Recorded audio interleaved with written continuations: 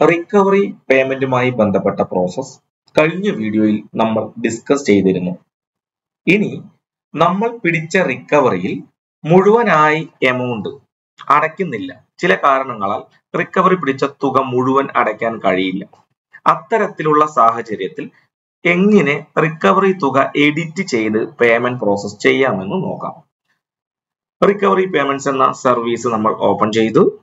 ഫയലിന്റെ general features എന്ന ടാബിൽ നിന്നും ഫിനാൻസ് എന്ന മൊഡ്യൂളിൽ നിന്നും റിക്കവറി പേയ്മെന്റ് എന്ന ഓപ്ഷൻ സെലക്ട് ചെയ്യുന്നു.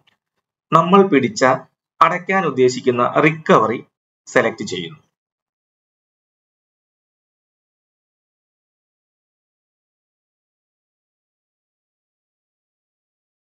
സെലക്ട് ചെയ്ത റിക്കവറി ഹെഡിൽ നാളിതുവരെ പിടിച്ച മുഴുവൻ റിക്കവറി എമൗണ്ടുകളും താഴെ ലിസ്റ്റ് ചെയ്ത് വരുന്നതായി കാണാൻ കഴിയും.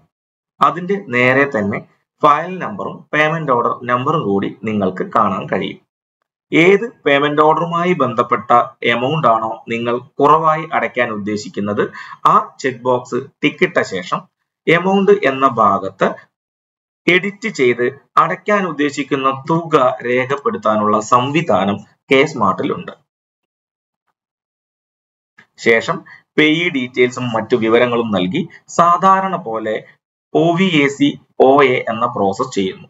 അതായത് പേയ്മെന്റ് ഓർഡർ വെരിഫൈ ചെയ്യുന്നു, അപ്രൂവൽ ചെയ്യുന്നു, ഓതറൈസ് ചെയ്യുന്നു, ശേഷം പേയ്മെന്റുമായി ബന്ധപ്പെട്ട ഓപ്പറേറ്റർ അപ്രൂവർ എന്ന പ്രോസസ്സ് ചെയ്യുന്നു.